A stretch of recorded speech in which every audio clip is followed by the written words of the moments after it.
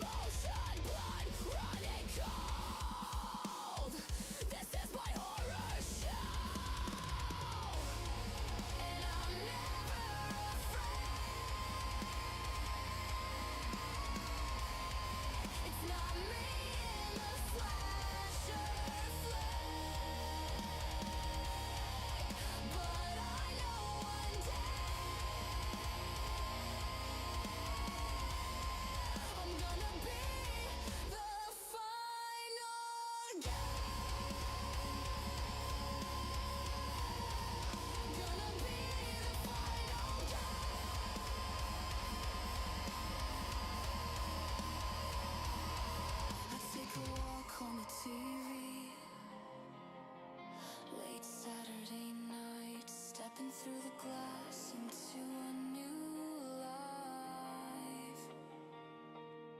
'Cause it's me and the slasher flame. It's me and the slasher flame. It's me and the slasher flame. And I'm gonna be the final girl. Gonna be the final girl. Gonna be the final girl. Gonna be the final girl.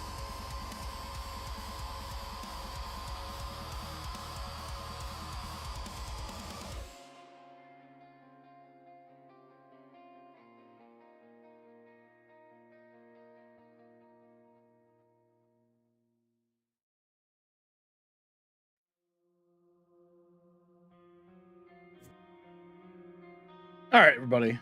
We all ready? I can't fix this thing that's doubling right now. It's fucking annoying. Let it be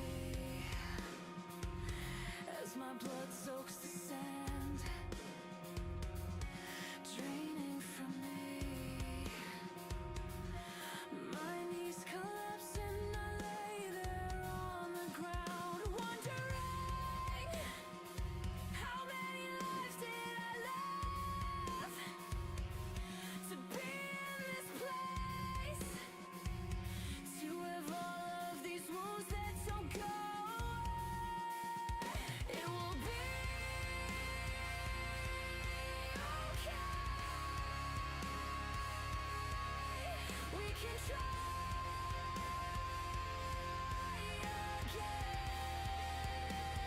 again in another life. You and I will try to climb out of this dash.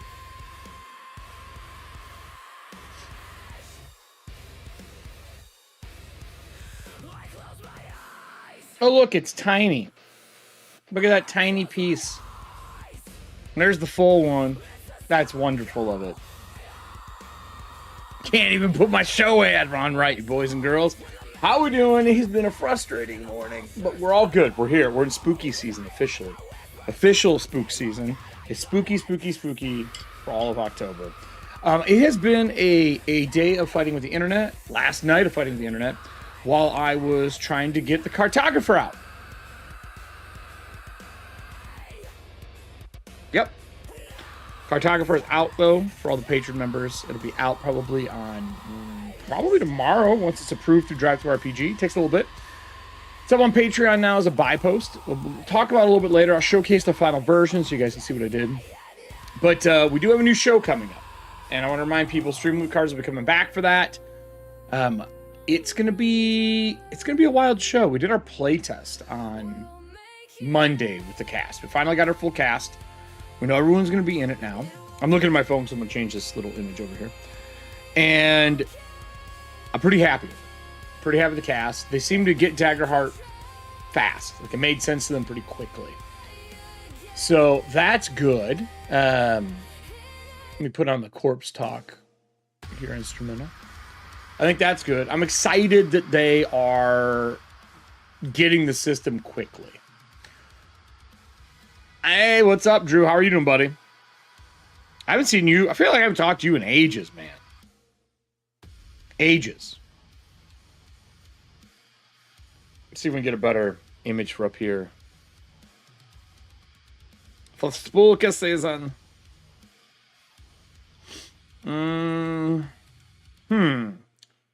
Let's go with the good old jack-o'-lantern.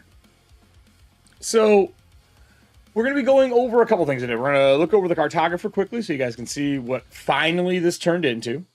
We're going to go over Xeno salvage from Darkspace, which I'm excited about.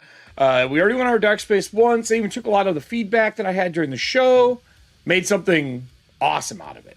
So I'm excited to see what we're going to get with Xenosalvage, like what they've learned from the process. And who doesn't like a good gear book?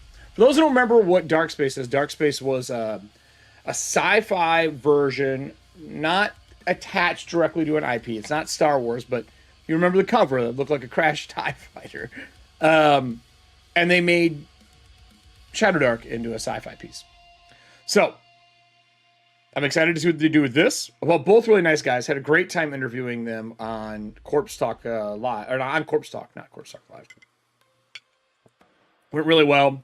They're going to be at Gamehole Con, so I'm excited to maybe run them a game or sit down and play with them.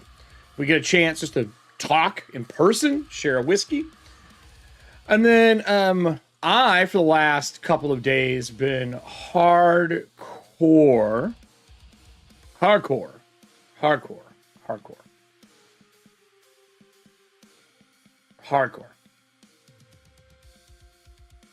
working on the cartographer to where I got it done.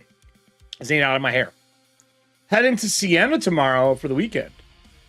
Like, Siena Heights? Like, you're going to be in Michigan? You going to Michigan? Is it like their final year, so you're going to go say hi to teachers or something? I remember you mentioning that they're closing, so. Or Siena, California. Just for clarity.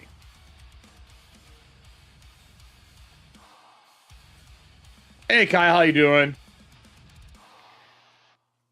Cartographer came out yesterday on Patreon. And I even got the last piece of art done in time to update it and put out the full version. So it's pretty much finished besides a couple little playtest things, and then it'll go public.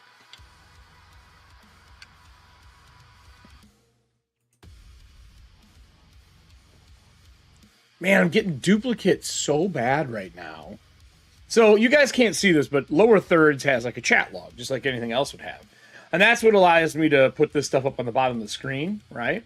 But it's duplicating it right now. I have 2 of every comment, and I don't like it's getting 2 feeds, but it shouldn't be getting any feeds because I don't have it on half of the stuff. Like, I don't know what's causing it. I think because I made a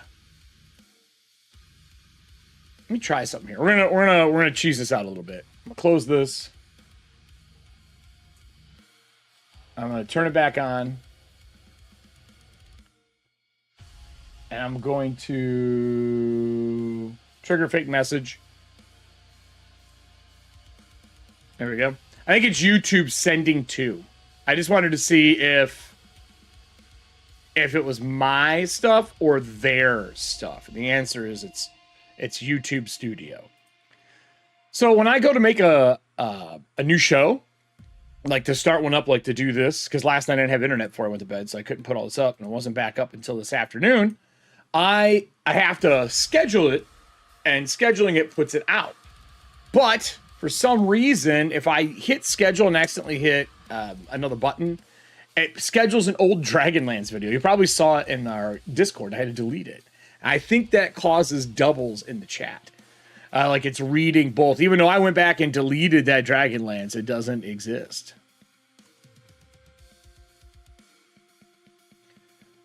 So if any of you are accidentally on the Dragonlance train, like in that chat, just exit it and then come to the right one. You'll know this is me. I'll only be in one of them. If you can see me, you're in the right one. But yeah, I think that's what's going on. That's what's going on. So, other than that, everybody, we got a couple things to go over. Let's start with the playtest. Let's start with the playtest. I think that's probably the best place to start. So we did our playtest. They played pre-gen characters just to learn the system, like to learn Daggerheart before we dive into Magic and Monsters. And really, nobody has played Magic and Monsters before, besides people in person. Like Kelly has played it in person. Amir has played it in person. Our Trickster in chat has played it in person. A few other locals have played it, and I think Drew has played it once, if I remember correctly, right? So I really wanted to turn it into something else, but I didn't want to run for 5e anymore. You guys have seen me work on it on the show, getting the layout done for it, and I'm happy with the layout. It looks good. I'm going with it. I'm going to run. But I wanted it to be Daggerheart because I think Daggerheart is already blown up. I think it's going to do well. Like, I really, really think it's going to do well. And I think that D&D is stepping on a lot of toes in ways that we've talked about on the show that I don't want to be a fucking part of them anymore. And I've said that. After we finished Dragonlance, I was like, I'm not running 5e again. And I haven't ran Wizards of the Coast 5e again. I ran Ogre Force to support them. And then Everyday Heroes is still in system. So I love that setting. And just like with Athontia, I switched it trying to find the right setting for it. I think Daggerheart might be the right setting out of the gate. I might only do this once. And the reason I say that is I made Magic and Monsters for 5e because I wanted my own setting. Because I really wanted to give 5e a good shake. And I did. And it was fun. But Daggerheart, you feel strong out of the gate. You feel like you're in an epic fantasy out of the gate. And I know a lot of people run epic fantasy in 5e, but I feel like you can't really do that at first level. Like, so much so, one of the people making characters for the cast even said, oh, are we starting at 3rd level? Because in Magic and Monsters in 5e, I started that bitch at 3rd level because you needed to be stronger than you were at first level. It didn't work. It didn't work. It was a bad setup. Like, it just wasn't a functional thing. And so in Daggerheart, I gave them pre-gens. They don't even have family powers or court powers. Because Magic and Monster has a court structure with like a grand assembly, like the old, like in Star Wars, when they're all in that huge council and they're all talking to each other. That's like the grand assemblies. But the rules in the court are very open.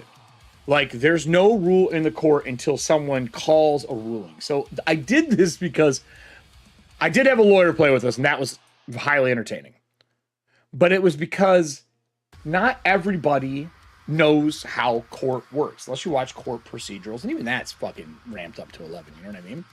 You don't really know how it functions. You just don't. You don't fucking know. So I wanted to, yep, that's right, Drew. That is correct. I wanted to make sure that I had a way to facilitate court stuff without saying, all right, everybody go study law. I wasn't going to do that to these people. That's not what I fucking want. You know what I mean? So instead of having them study law, anytime someone did something like, I object, or that's incorrect, or that isn't, because of X, Y, and Z during this court case, that isn't officially, evidence. As soon as someone said something, that became canon. And you just write it down. You're making like your own laws and regulations. And it's just for that court case or that assembly. They can get reset.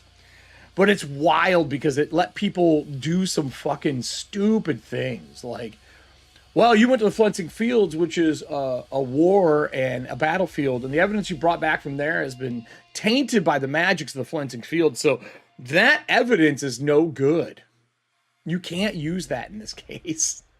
It's just fucking great bullshit jargon. It was a lot of fun. My friend who was a lawyer was like, I wish law worked this way. Anyway, so you got all the courts. I'm finishing them up right now. They all represent one of the, in 5e, a School of Magic. And in Daggerheart, I didn't want to do domains because Daggerheart has this like weird, let me see if I can find a picture of it. They have a domain sphere, like a circle, I guess you would say. And I don't think that that's needed, right? I don't think that the domain, I don't think I need to make my setting crunch to that. So instead, I just made them courts of magic. Like, they all are their own courts. Yeah, here, this is a really good example of it. Let me switch over to our work table. Hold on here.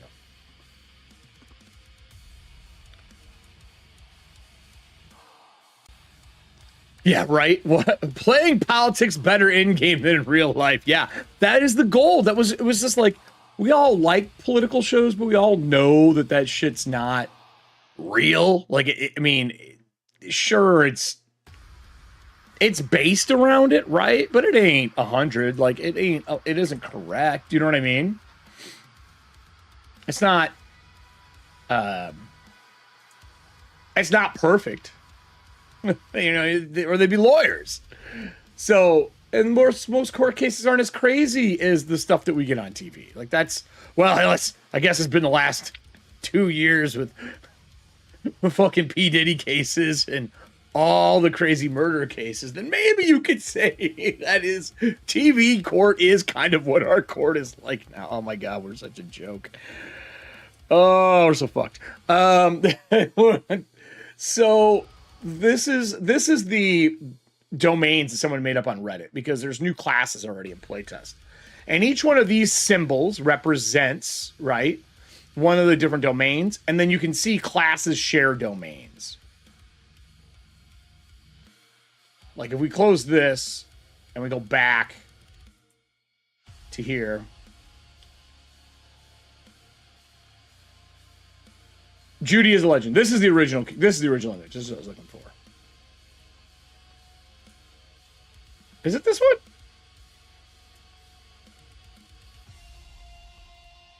Yeah, it's this one. That's the original image.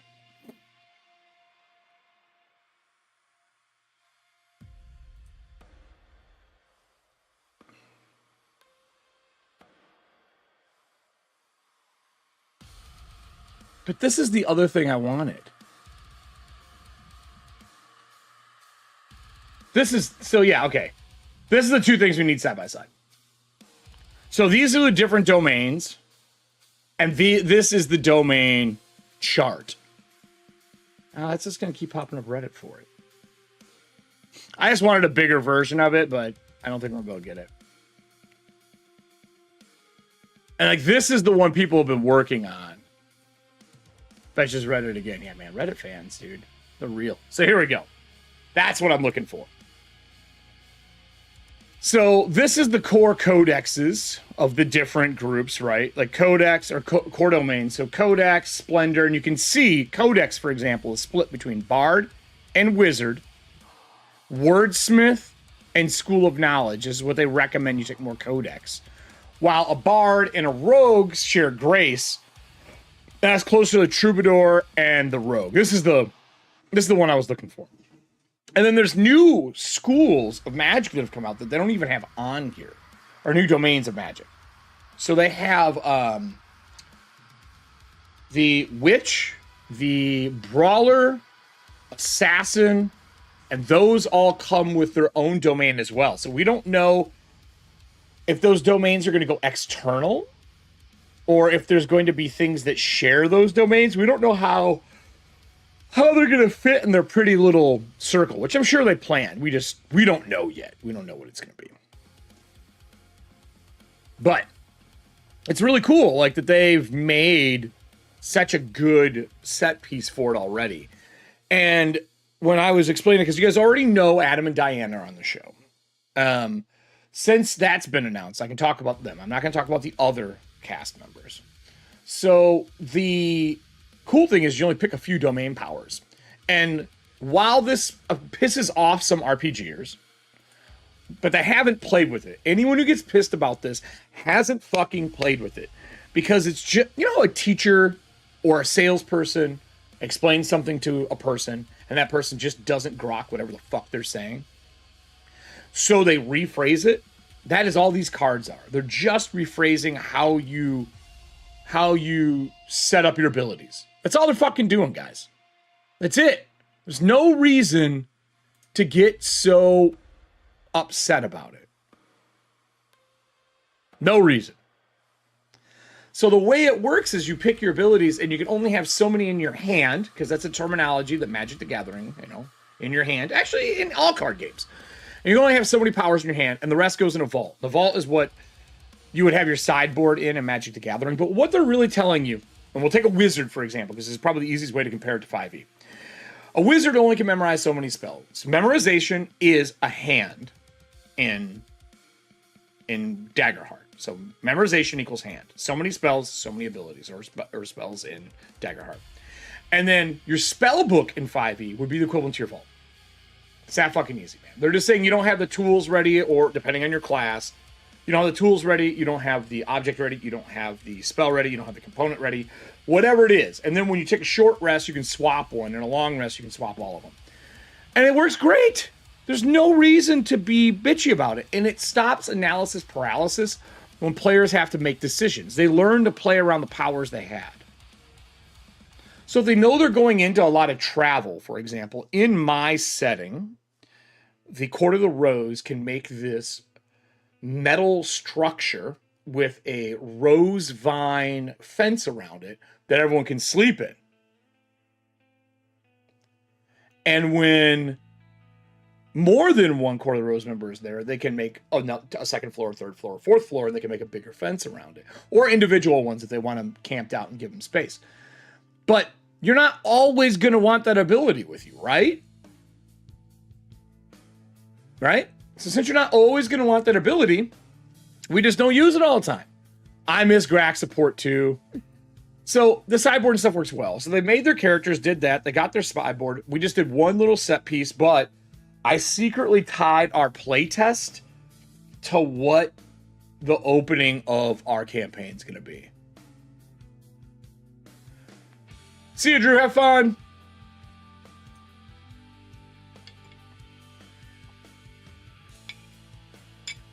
So I was really happy with that. I was like, this is going to be an epic way to do this. So that's that part, right? That's that part. I'm excited for it. I'm excited for it. I think it's going to be a pretty fun way to do this. Oh, I know. I forgot to do something here. Hold on here. First look at Xeno Salvage.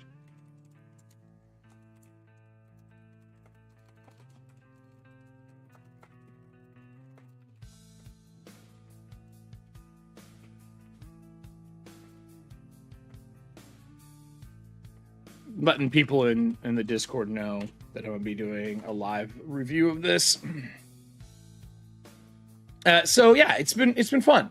It's been a fun test of like, can the players get it really well? And I think it teaches really well. I will say I felt like I wasn't getting enough fear. For those who don't know, there's no initiative in Daggerheart. Let me see if I can find a good example of initiative.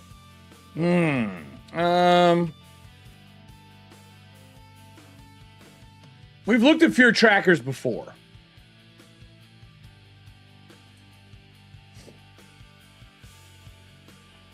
Yeah, I think this guy covered it. So here, hold on. Go back over. I'm not going to watch the whole thing.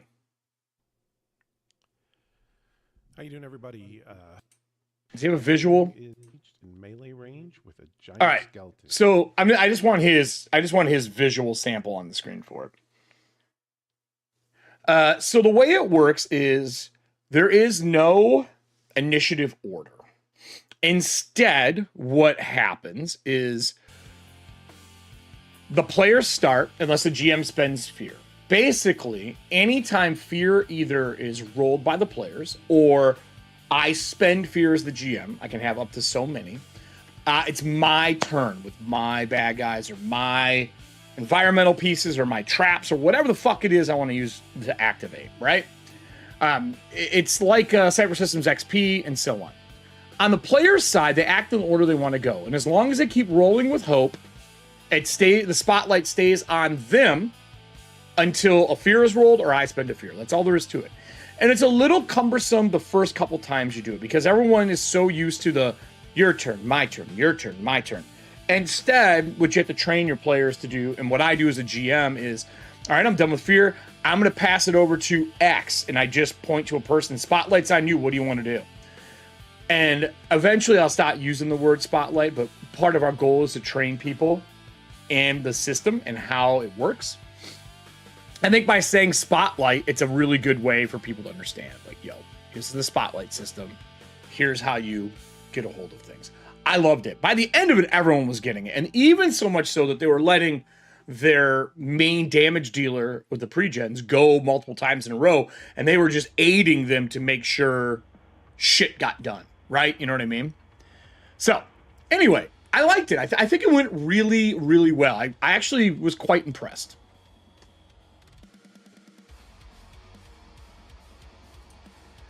Now, with that, we're going to be going over Xenosaga today. Or Xenosalvage, not Saga. Xenosalvage today. I'm pretty excited for this. I had the guys from Darkspace on earlier this year when they released Darkspace. We went over it, and then they came on and did Corpse Talk.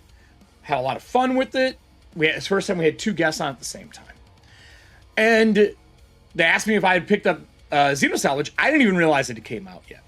So we're going to take a look at that today and go over the actual Xenosalvage and what it is. And it's a 50-page zine. It's a good size zine. It's the same size as Breachers.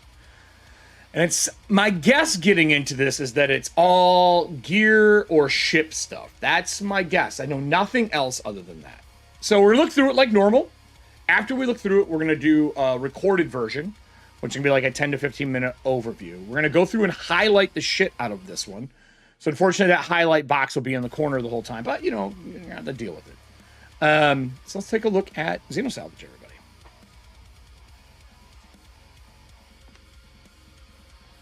All right, so Xenosalvage. This is the art for it. That's a chubby zine. That's a chubby zine. Yeah, it's chubby. It's a chubby zine. So Xenosalvage is got that same kind of look as the last one for the cover, that nice black and white and clean. I looked for some artists for them while I was at Gen Con. I didn't see anything that kind of fit their style. They have a really different art style for it. I actually like this cover a lot too. Their other one, if no one remembers it, let me see if I can find it really quick. Let's open it up for a comparison, shall we? RPGs. Do I have it in Darkspace, or do I have it? I probably have it in Shadowdark. As I try to clump systems under the main system.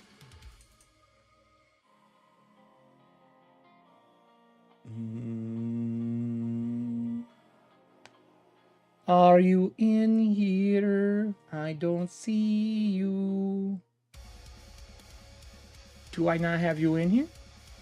Maybe it is just an RPGs. Maybe I didn't do it this time. If so, I fucked up. That's not my normal folder method. No, I don't have it in here. Oh, I might be by itself then? Uh-oh. Uh-oh. Uh-oh. Where did I put you, Darkspace? That's not it. I don't know where I put it at. I might have it saved on my Acrobat folder instead. I bet you that's what it is. Well, anyway, I'll let it search while it's searching. If I find it, I'll pull it up. I think I have the cover, though, we can just look at. Hold on here. Let's just do it this way. Uh-oh, SpaghettiOs. Yeah, right. Darkspace, Shadowdark. I just want to compare the covers so you guys can see the cover between the two. So we'll go to this. This isn't Tech Gremlins. This is Eric put it in the wrong spot, Gremlins. So it's, oh, you guys are at Electrum now? Congrats, man. That's fucking great. That's really good. So this is their art for the current one, right? Or for their main book. Kind of like Star Wars representation. And then this is the new one for Xenosalvage. So let's close this out. Let's set this to wide. And let's go through. We're going to highlight in red. Red. I don't know. I feel like this is the right color. So, Xenosalvage. Oh, what? Menagerie Press. How's Menagerie? Maybe this isn't... Ooh, okay, well, hold on. This is the first thing we got to talk about. Is this not from them? No, Menagerie Press did this one. Huh. Okay, so they have an open license, right? And that means that instead of it being DMing the World Press, it was done through Menagerie Press. I did not know that.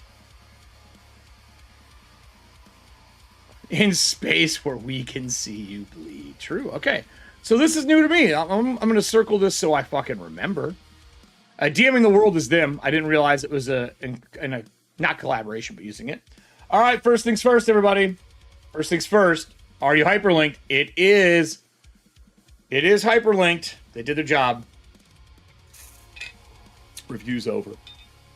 First look's over. So, we have our table of contents. In our table of contents, we have introduction, characters, bio formulas. Oh, they have hacking in here? What?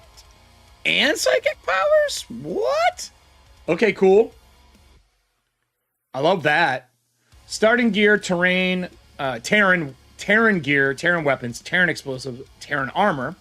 They have Xeno salvaging. That looks like it's 3 pages. Post-Combine Terra, Terran factions. So they're a little bit of a set piece here, right? Xenotech artifacts, vehicles, spaceships. So we got vehicles, 2 pages. Spaceship, about 2 pages. New denizens. I'm guessing that's the monsters, if memory serves. That's like their bad guys, or well, not bad guys, but things you can find throughout the galaxy. You know what I mean? And then they have a carousing table and credits. We all love carousing, everybody. I'm curious to see what this carousing is. Xeno Salvage is a TTRPG campaign setting compatible with Darkspace. Sci-fi rules hack for Shadowdark RPG crawl. Shadow RPG. Oh, sorry. Crawl through deadly alien ruins and xenobeast-infested crashed UFOs and search for precarious alien artifacts. Nice. Everything in this book is designed to be compatible with Darkspace and therefore Shadowdark RPG and can be used in any setting, not just Xenosalvage. Xenosalvage requires Shadowdark RPG to play. We recommend using Darkspace for optimal compatibility, although it's not required. Copies of both can be acquired here. Good job, yeah. They told you that this shit is available and that you can just go download it. Now, wait. Did they do the job? Are these hyperlinked? Should have made these hyperlinked. I would hyperlink those. Menagerie.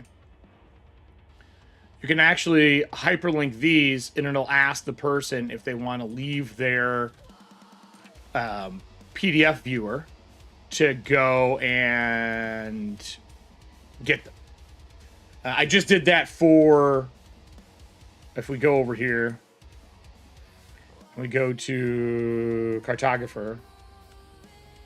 I did the same thing. I even added a table of contents because I was like, fuck me, I really should add a table of contents for stuff. But at the very end, I have my ads here, and then all of these are hyperlinked. So they take you to the areas you should go to. You don't have to do it, just in case you didn't know. Then they can just go right to it. That one-click shop is the best, right? That is funny. The only place not hyperlinked is the website link. Hilarious. Yeah, exactly. I mean, a lot of people don't do it. I think a lot of people don't know they can do it or think it's intrusive. To me, I like to hyperlink it just so that they can click it and go to it if they want. But they don't have to, right? Probably, maybe the only thing I would do in a different color in mine if I could. But who knows? Who knows? So, background and timeline. The first physical incursions of the Aetheric Reticulian? Combine ships into the Sol system, followed by Earth's first encounter, which crashed in a Reticulian ship in 1947. I want a pronunciation. I think it's Reticulian, but just in case. So we got a full timeline. Really nice, clean.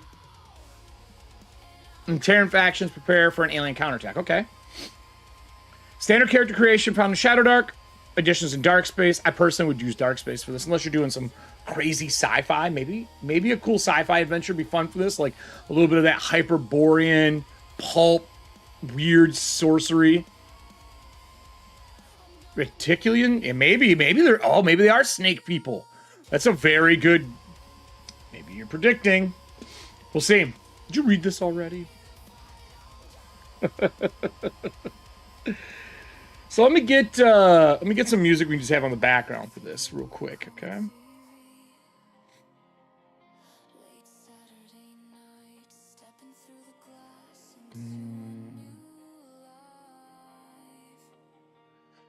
Let's see. White Bat.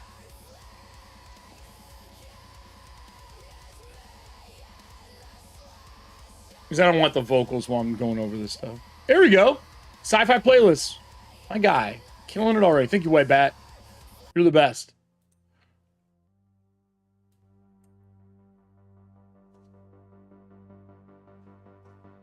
He's got, I just, literally, the new one just came out. His playlist is Atmospheric Sci-Fi Synth Playlist Warship. Thank you, White Bat. Yet again coming through. Perfect for what I'm looking at today. So species instead of ancestry. That's right, the term species is used. So they're just explaining. Archetype instead of class. Darkspace uses the concept of heroic archetypes instead of classes. That's great. Backgrounds. We got some new backgrounds in here. I love backgrounds. I feel like backgrounds make ooh, that's really loud. I think backgrounds make Shadowdark characters more unique. And I love when we get new backgrounds to play through. So cool for Xeno Salvage. Motivation instead of alignment. This is that new one. We talked about this when we interviewed them. The motivation instead of alignment, which is really cool. Darkspace uses an ethical motivation to determine their outlook on the world rather than traditional alignment system. I actually like the motivation system. I talked to him about, I think I said something along the lines of like, why didn't you come up with something else that wasn't just another, like I don't like when terminology has the same first letter.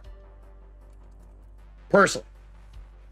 And I looked everywhere, trying to find a way to not have it be the first thing, you know, the same thing, first level. I can't find my Darkspace fucking, is it 2 words maybe? Maybe my dumb ass put it as 2 words. I just had to search my entire computer and it was like, bitch, there ain't no Darkspace. Weird.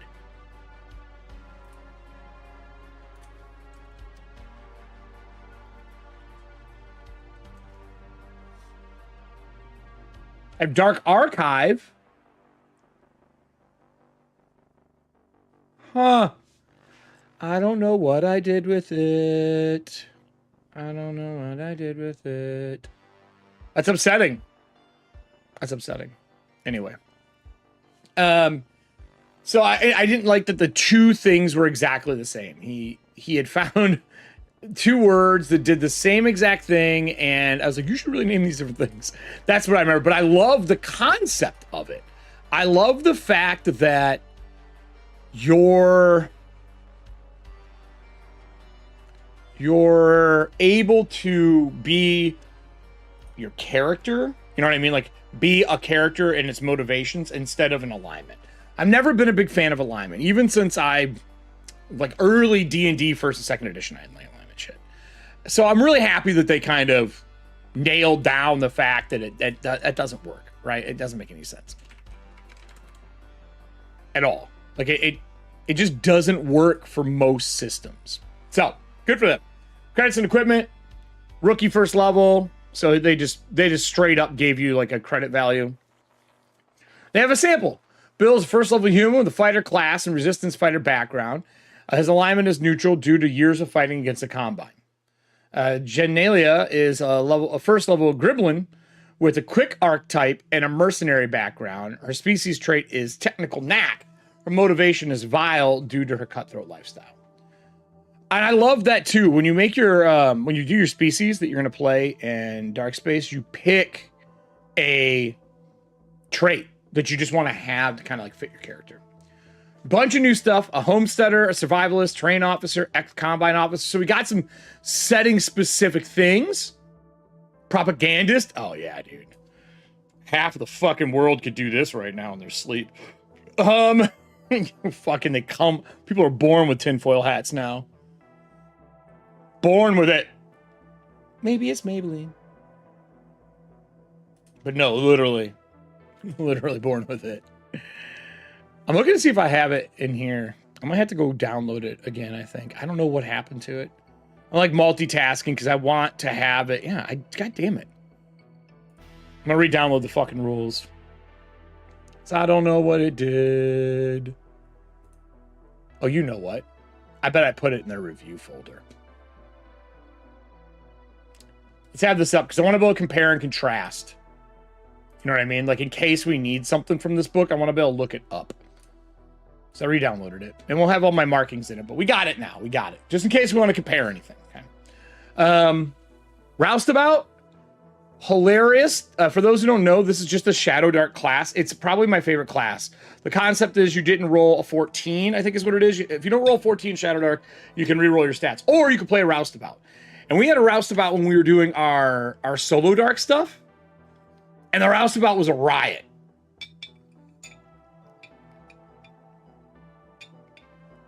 Now, the real test is to see how many of those backgrounds Eric hasn't done in real life. Oh, God. Well, I've done Homesteader. I've done Survivalist. I obviously can't do those or sci-fi. Technically, I've done that one a little bit. I've kind of done this. I've been a bodyguard. Well, I'm not going to talk about smuggling. I am not a propagandist. Junker, I've done. Roustabout. I mean, I've done demanding. What does it say? Have you done physically demanding work, including assembling, maintaining, and repairing equipment? Yeah, I've definitely done that. I've never been a pharmacologist. I've been a field medic on myself and friends when people have been injured, I guess. It's not really a job, though. I never trained to be like a paramedic or anything. I've done a lot of the courses for guard work to, resuscitate and all that. Not a xenobiologist. I've never done science. I should have done science. It's what I should have went into. While it was still recognized as a thing. And then entertainer, doing it right now.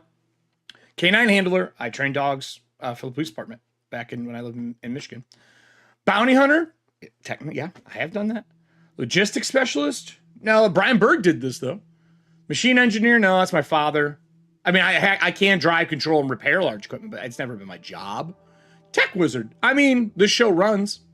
So, a lot of them. So, bioformulas, that was a good question. Good question, Serving Hands. That was good. That was good. How many have I done? So, here it is. As a force of people of Terra, into servitude and destroying their civilization was not enough. The Reticulians are subject to humans and countless experiments. I want to know what they are. They explain it here. Force assist, bio, no. New bioformulas available everywhere in the streets of TU zones. Okay, I love this idea that there's going to be juicers, if anyone knows what I'm talking about. Bioformula salvager needs a science lab, many science officers, and a salvage crews carry a chem kit that has supply of various chemicals and solutions needed to craft bioformula on the go. Do I get a gold star? I can say hyperlink and you can drink whatever's next to you. Salvage crews carry a chem kit that has a supply of various chemicals, solutions needed. To concoct bioformula, you need to know ahead of time what it's going to do. Options include stat bonuses, HPAC bonuses, speed bonus, mutation, healing formula, poison, antidote, and chemical grenades. Cool. Most bioformulas produce a die roll, whether that is a bonus granted or healing. So basically, they're like potions, it looks like, formula rolls. Here's the difficulty to do them. This is kind of based on the Ranger. I think that the Shadowdark class, where you just did the 9, 12, 15, 18, and then this is the thing that it does. Bioformulas, the bonus granted, amount healed, or damage done. So it does heal or damage. Okay. Formula cost. So are these just... Maybe there's something extra. Bioformula duration. There's withdraws. I will say this, and let me know those out in the audience. The bold and this, oh, God damn it. Let me get my pen. We're going to draw instead here. Hold on. So here to here, this section, that bold and that font choice is really hard. Like, My phone, it'd probably be okay, but this is a monitor for doing graphic design, like color perfect. As color perfect as you can get. But it's really hard to see the bold versus this. When they're back to back like that, it's kind of hard to see. And I don't know if that is the same for those in the audience, but it's hard to tell the difference. Like you can kind of see it when I look at OBS, but it's even there. It's a little hard to tell the difference. Addiction. Measures how close a salvager is to being fully addicted to bioformulas. Ooh, I always love addiction rates in this kind of stuff. I really do. I feel like addiction rates remind me of, again, juicers. Wisdom score, not very distinguishable. Okay, yeah, I kind of felt that way as well. That's a font thing. You could throw a stroke on it or maybe color it differently, but it blurs weird. It's a weird, I love the font. I like both fonts. Just when there's even a separation, you can kind of tell. Formulation quick guide. Choose a bioformula effect. Determine formulation. I wish Nick was here. Nick, where are you? I want to know your opinion too. Damn it, Nick. He's usually here. I'll let him know.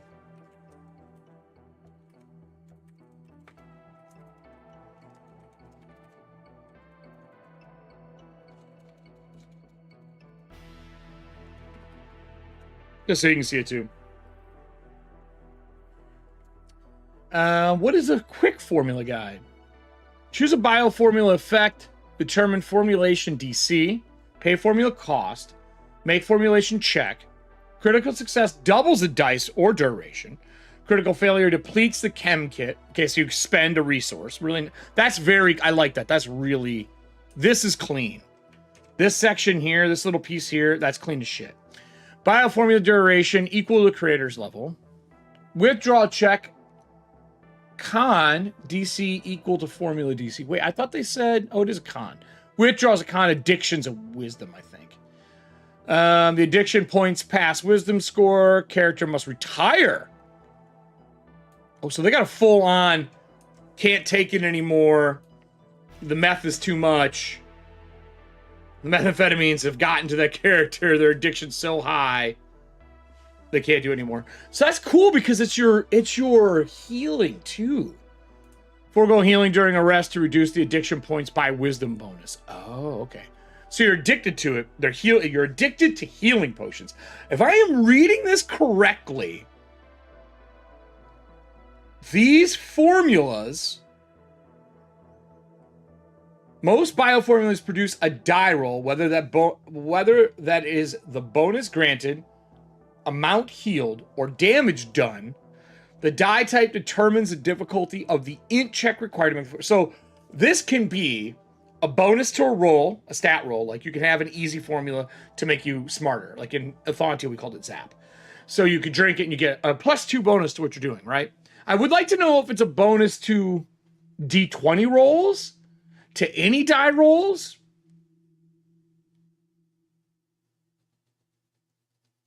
I need to know what this bonus granted is. It's a little too vague for me. I wish it was like bonus granted to D20s. Or healing. Bonus granted to D20 rolls. Or it needs to say bonus granted to any die roll. That's the only thing I think is a little confusing. But I like this concept. You get addicted to potions. That's really fucking fun. Really fun. Oh, look, and they have more stuff down here. So that's weird. Okay. All right, so that means that these are die roll that you get, but there's templates. AC boost, temporary boost to AC score by die roll, withdraw, disadvantage on all attacks, antidote, chem grenade, speed boost, mutation. That's cool. She don't always give her a gold star. It'll go to her head, Nick. You can't do that, buddy. Can't just give people gold stars all willy-nilly. Can't do that.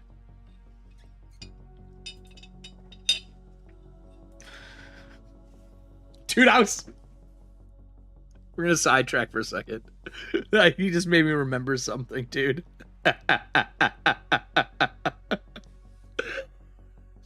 All right, so I was at a convention. I'm not gonna say what convention it was. We're playing a game. All adults. I think everyone was my age or older, right? Some first edition guys playing. We had a younger GM. I would say late 20s, early 30s. And every time we'd fail to roll, this GM would give us a gold star and say, don't worry, you have a gold star. You can spend them to re-roll things later. I'm not even kidding.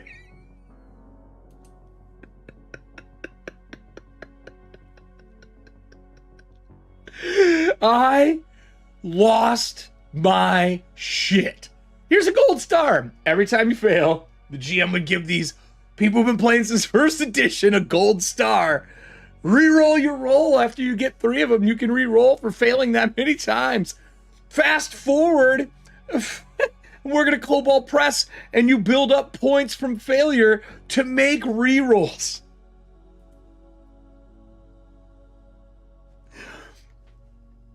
With those two things, proper G, get the fuck out of here. Fucking gold stars. Get out of here. You failed the roll. Lean into the drama. Lean into it, man. Holy shit. That's how you become the most popular GM. Yeah, that's it. That's how. Here's your gold star. And they were like little tiny, about that big around, like gold flecky stars.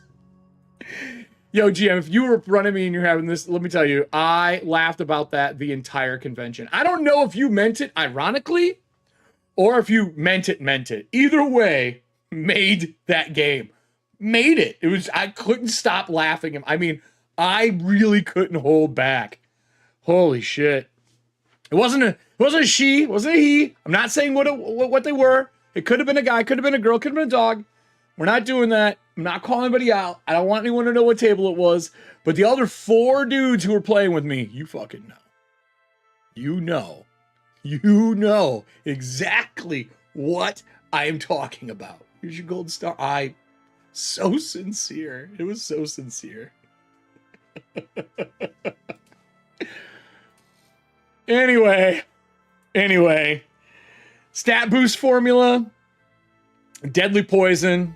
Stim, HP boost, temporary boost HP score. So I see they're assigning a die so that you pick the one you want to build.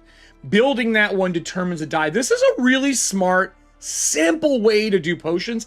The GM can make anything else that they want. I like that. I actually, this is, hold on here, since we're talking about, here, let me fix this one quick. We're just gonna get this here. That's golden enough. This gets a gold star. Can I draw this, please? I see why I do it. It's hard to do with a mouse. There we go. Gold star. Gets a gold star. That's what it used to mean. You did well. Oh, hacking. All right. Whew. Oh, I'm getting a little dizzy from that laughter. Well, it's fucking good, man. So, one of the last legacies of the Combine Invasion and the reticulan hive web. Now we're talking about spiders, too. God damn it. Maybe they're just robots. Hacking rigs. Yes. Hacking rigs are home-built, either in-house by a faction or kit bashed together from salvagers. Usually portable. They might look like a cobbled-together laptop, an alien data pad, or in rare cases, an internal reticulan wireless implant. So whatever these things are, they're big into like almost cyberware. Today, a hacking rig can access either the Terranet or the remnants of the reticulan hive web. A rig has 3 function stats that are used for hacking. Why is it spitting out 2, man?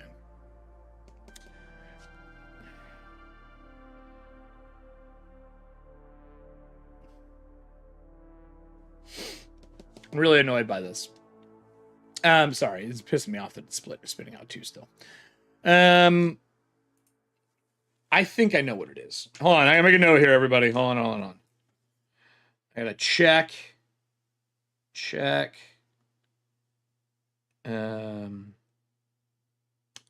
Lower thirds.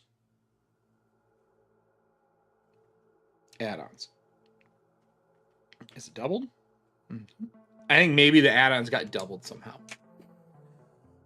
Rig has 3 functions, access, control, and net. These are typically have a bonus of 1 to 4. Okay. Access used for offensive capabilities is decryption, password cracking. So they've basically made 3 skills. You know, in a skillless game, they've given the rigs 3 stats. Control used for maintaining persistence, activating and disabling devices, machines. So they're giving you broad things they can do. Your persona's HP is equal to 10 plus your rig's control modifier. And then net used for defensive capabilities, traversal, reconnaissance, transfers, and other things. Personal rig's AC is 11 plus your rig's modifier. Real clean. Increasing a rig bonus costs 1,000 credits per increase, up to +4. Does that mean you could do it for each category? Because over here it says there's 3 functions, right? Access, net, typically have a bonus from this. Like, that says 1 to 4. So I'm wondering if it's per category. Increasing rig bonuses cost 1,000 credits per up to 4. Other upgrade modules can be added. So I would think this is the only thing I think I have a question on. Oh, that's the wrong color. I want to know if this here is this here, right? Like, I want to know if these connect. I don't know if it does. I need to know if that is correct. So that's my only question, real rules question I've had so far. The other one got answered for me earlier. Hacking actions. Hacking action is the same as any other action. You take during turn, okay. So simple. Appropriate stat check to do what it is. As then you check, the GM sets the DC. Makes sense. We all have that sliding scale for Shadowdark. Critical success doubles one numerical component that you were attempting to do. Critical failure results in failing and the rig malfunctioning, doing D4 damage to the hacker. Ooh. That's cool. It's like a mini mishap table. Problem is, I don't think one's happened enough, but it's still cool. A D4 damage isn't that much. I feel like for this, I would want some like black ice or equivalent, or things that do more damage while you're in there. Like if a 1 is rolled while you're in this hyper secure location, they do D8s. It'd be cool if it was a stat block at the top of like a hacking procedure. So you know how you set up a dungeon? Nick and I have talked a lot about this. But when you set up a dungeon and you have your description, the name of the dungeon, your sights and sounds, and then maybe like a trap is up there and you immediately put the DC so they know, like that stat block. I would love to see hacking blocks like that. Yeah, a little Johnny Mnemonic action here, everybody. A little Johnny Mnemonic. I love Johnny Mnemonic. So that's cool. I like that. Action can maintain persistence beyond a single turn, but an action control check is required. Hacking actions can be used to create an effect that result in a die roll, such as dealing damage to malware, and so on and so on. So then they have this. You're going to need a cheat sheet. It's the other thing that's going to be needed for this. 100% going to be needed. All right. So, example, hacking actions, network intrusions. So they kind of give you an idea. Access control, net, right? Persona, this is smart. This almost needs I want a sheet I can print to put on my Shadowdark screen. Like the screen itself. Hold on. Oh, I got something else to show you guys too. Fuck, I do have some. Let's pull this out. We'll talk about this after. But on the screen...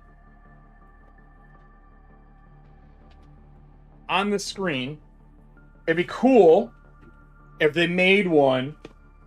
So, like, for example, I don't have to have this all the time, but if they made a sheet that fit here and like hung over this, like right here, so you can have those, because those are really important numbers to have in front of you, because the network stuff is really important. Personas are the virtualized embodiment of the user. This is kind of what you look like. I like that. Icy and Daemons, or Ice, Intruder countermeasures pronounced as ICE, and AI personas can attack demons, utility AI, programs, and malware. Okay, cool. So now they have, again, that simple mechanic, bold title boxes. These are, man, they really went bold with these. Like, hold on here. What does it look at actual size? Those are really bold. That's a really bold header. So you got burn, ping, crash. Ping is define things. Net DC, determine the node. Scribe, hound. Do you get all of these programs?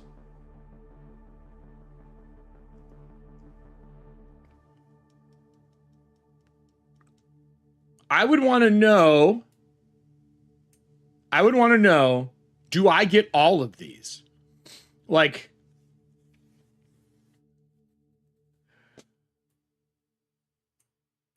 that's my question.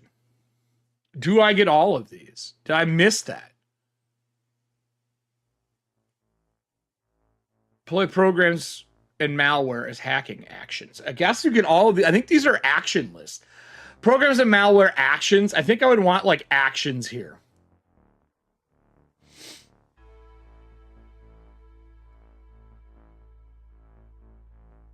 Yeah. I think if this said action, that'd be cool. But this is the sheet your player prints, so they have it, right? No, not even, because you're not going to have some of these. This is ice. I also want a marker if something's ice or not.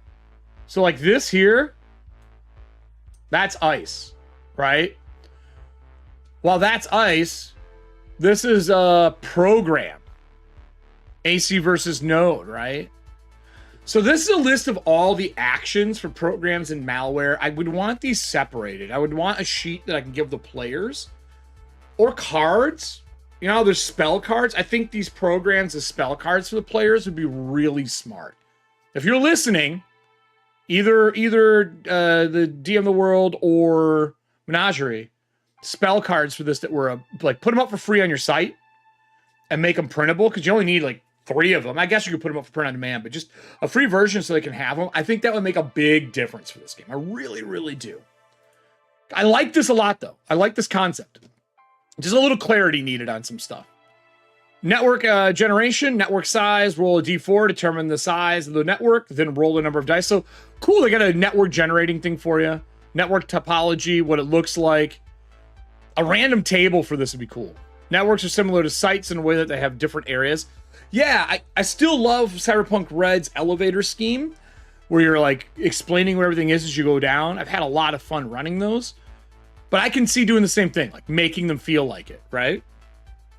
Nodes represent, yeah, nodes. They're little connected dots. And then you can determine the network size. What's the dice for? Roll a d4 to determine the size of the network. Roll the number of dice listed to determine how many areas. Oh, okay. So we would roll a d4. If we got a 1, we'd roll 2d4, and that's how many areas it has. Clean. For each area, roll a d4 to determine how many details it has. Then roll d4s to determine the type of details. So this is the generated on the GM side.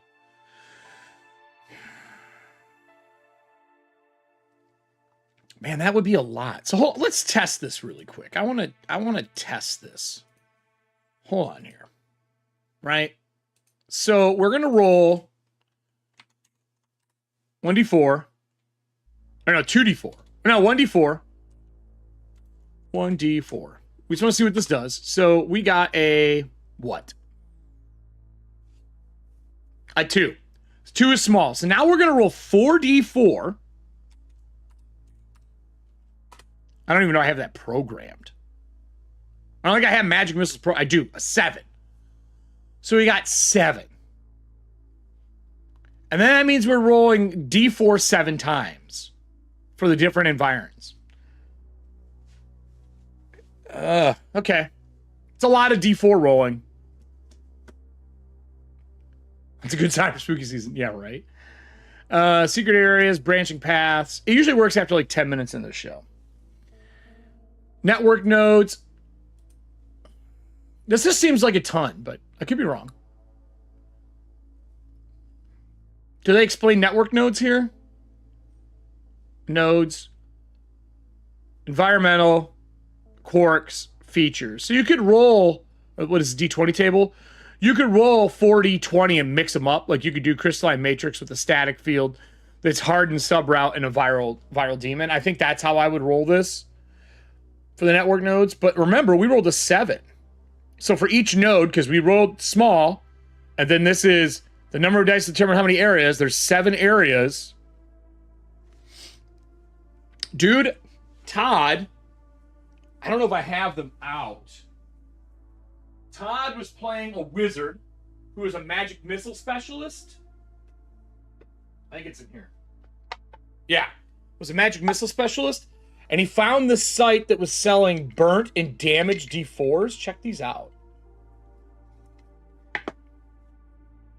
They're like a cracked, and they're actually cracked. Like I can stick my fingernail in there. But they were cheap. Look at all these D4s. So that's my magic missile dice. Right? A little shout out to the old the old Riddles. The old Dungeon Master one. I miss your work, buddy. I wish you're still doing it. Even if you're just doing it privately. But anyway. Pretty cool. Pretty fucking cool. Call drops, yes. So what I was saying is we have 7. So it's for each node, roll a D4 to determine how many details it has. Then roll that many D4s to determine what type of details it has. Like that, this is a lot. Because now we're rolling for 7 rooms. And if I roll another D4,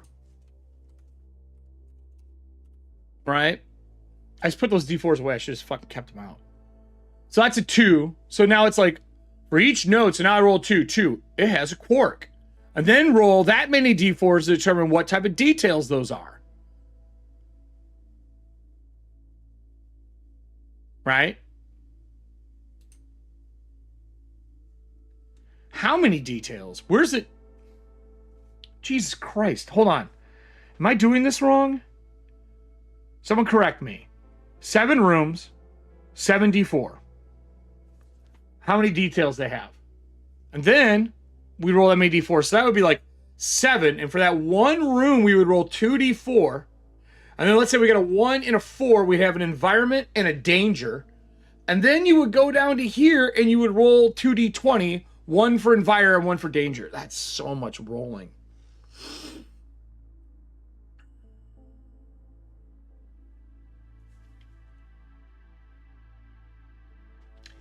I don't know. When you get this deep into the tables, I feel like you need to find a way to make it one table and clean it up. Or make the process quicker. So, like, I am going to compare to... I just had to design tables, right? I'm going to go to the cartographer really quick here. So, I made these new camp tables. And I made stumbling into a camp. Okay? You need a lot more D4s. So, when you roll in a camp... You roll 2d6. You roll 1 for the occupation, and then 1 for the conditions. So you just roll, because it's just for one camp, right? You're not setting up an entire thing, so it's a little different. So if I rolled a 2 and a 6, yes, and whatever, it is occupied, and yes, they are suspicious, and the 6 is, it's fortified. The camp is surprisingly solid, has barricades still, and counter checks here are not rolled during the first rest. There's a 4 and 6 chance of 2 mods. 1d4 plus 2 torches, stations, plus treasure roll, which gives the GM like afterwards to do something. So you're like, yes. And now I would roll percentiles if I wanted to, if I didn't have something made up. And let's say I roll a 73 minus 20. So 70, or say 83. So we'll do 83. That ends up being a 63. I have pre-made hostile pieces. So 63. Inside that place, there's a living lockbox, right? But when I'm rolling on this, I am rolling like fucking 50 D4 by the end if it's a big place. This would be a pre-setup. You could not, this is not on the fly. This is a pre-planned thing, right? That's a pre-planned thing. You gotta do this in advance. That's pre. That's my belief. Yes, Nick. Yeah, anything over 2 layers deep feels like too much. I agree with that a lot. So I'm just gonna mark that this is. Oh, God damn it! I wish this was an easier. I like this. I like this. I like this. Let me see if I can do this. Pretty. There we go. I just want to mark it so when I'm talking about it, I have it there. I think it's good. I love this. This table's great. Psionic powers. Yeah, the Triad, Darkspace, Bond, Body, Mind, Soul. They did a really different version. They did more of a sci-fi psychic powers, right? They have a psychic feat listing. Everyone, the Triad too, if those who don't remember, I believe the Triad, if we go in here,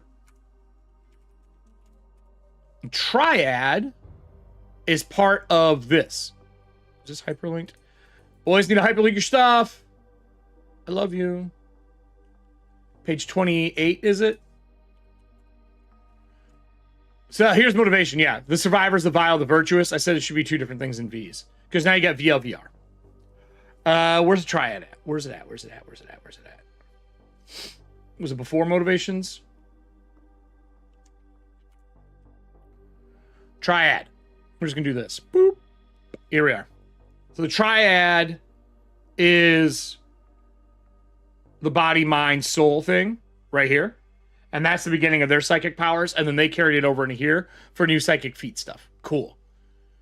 Force field, psychic healing, inner light, pyrokinesis, telekinesis, levitation. Let's look at telekinesis. It's probably the one that usually has the most work involved. You can lift an object off the ground and move it with the power of your mind. Make a body check.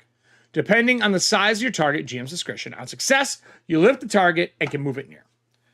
This object can be thrown as a projectile weapon. Make an attack roll using body. On a hit, consult the feat rolls table for using the original lifting DC to determine the die damage. Focus. This may be maintained for multiple rounds for the same DC each round. What is the table here that they're talking about?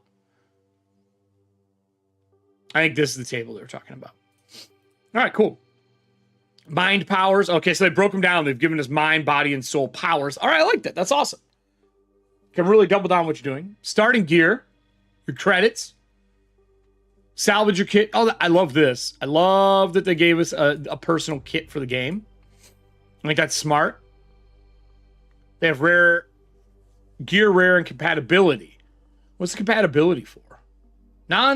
Note that all non-magical equipment provided in Darkspace and Shadowdark is compatible with Xeno salvage and vice versa. Okay. Terran gear. Anything special? Chainsaw. What's the star? Energy cell. This device requires an energy cell to use on a critical failure. Natural 1 on a 1d20. The energy cell is exhausted. Real clean. Real clean. Kind of got that artifact and cipher system mentality in it. I like that a lot.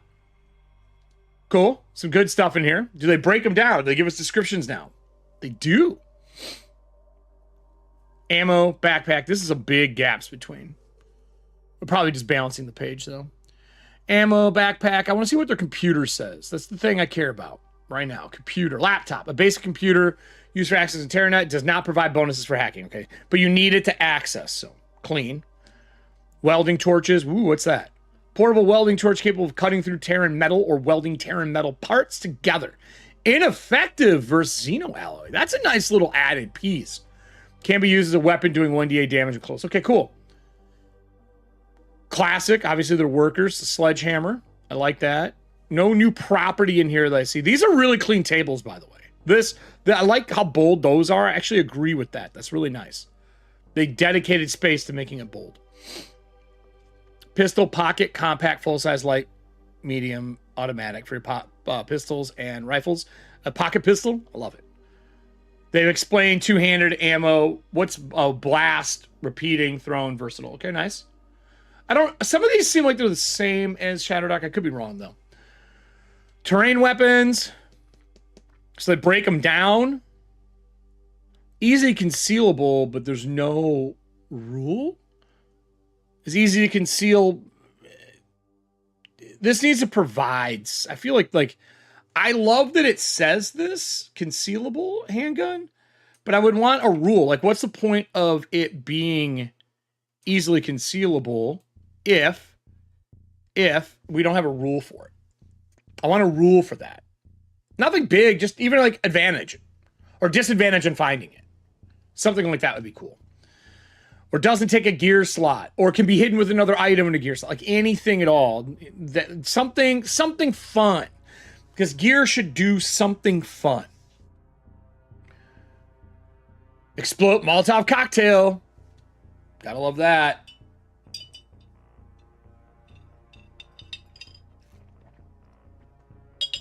I do like the single use, the 1U. I actually like that a lot. The 1 use. That's a really smart but simple thing. I don't remember ever seeing that in Shadowdark, and I've had that question come up over potions and stuff like that. That's smart. That's really smart. Delay, see description. Armor. Terrain armor description. So there's a couple descriptions here. It's really short and sweet. Xeno salvage during credits. Okay, so now we got, like, getting the job. Like, how do we salvage? What's the job? So you got a job contact. They see, well, let's go through this. Denizens have a 50% chance to carry salvage besides any gear on them. Okay. A GM can generate random salvage ahead of time by rolling on the salvage table. Okay. Alternatively, crews can look around. This music gets loud, even for me. I have it turned down, but I don't think I have it turned down enough.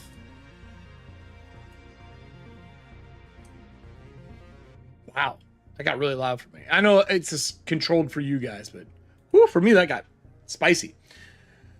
Crews can look around for salvage, so you can salvage areas. So I love salvage in the games. What I have found the problem to be for salvage is rolling it needs to be easy.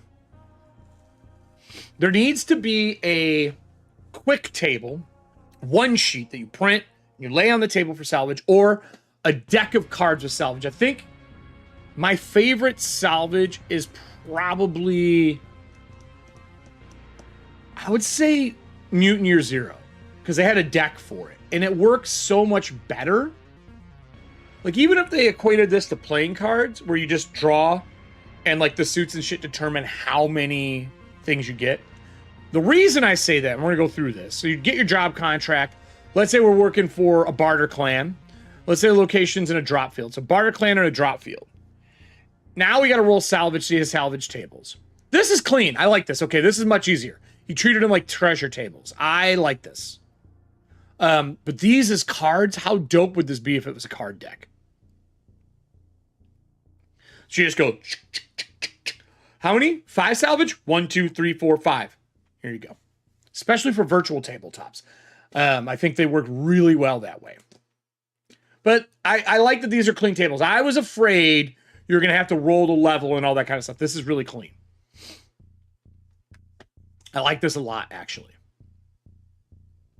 So we get back to salvage sites. Environs 1, Quarks 2. Oh, he added the numbers here. Did he do that? Or did they do that in... Hold on here. We're going back. Sorry. I feel like we didn't have that. Here. You should have done it here. Right? Because up here, it relates to this. He didn't do it here. It'd be a real easy edit and an update. I would 100% do that. That helps a ton for people to understand. I'm seeing a lot of opportunities for add-ons and cards, Nick. I 100 cards or scream sheet style one sheet pieces that can be used 100%. 100%. I really like a lot of it. And nothing's wrong. I'm just noticing things in an extra set of editing eyes. Like when I do these first looks, like I'm looking at it as somebody who's trying to understand it on a quick glance. But these are great. I'm gonna have to turn this down so it's not as loud through my speakers. And I'm gonna turn it back up in here to 40. Let me know if that music's still good for you guys. That I can talk over it and it's not too loud. I've been trying to keep it, because we've had complaints in the past, where it's in the -40 area. Because I know I'm louder than that still. So we got level 3s. I like this. So 0 to 3. There's nothing above 0 to 3. You notice that? And he has a sell. I love that he has, like, we'll go to the first one, we'll mark it. I love that he has the credit value baked in. It's so much easier. Good, smart play. Smart play. Post Combine Terra. So he's got a breakdown of the area. We're not going to go in all this, but that's good. I better see a map in here. It's quiet on your TV. As long as there's more background noise than like music. Combine of zones of interest. Okay, so you got more stuff to run this setting. Sky lanes above broken earth. A patchwork remains of satellites. That's cool. I like that. This is actually sky lanes. I like that a lot. Culture and society. A little breakdown. Terran factions. I ought to put a bigger space in here. This needs a bigger...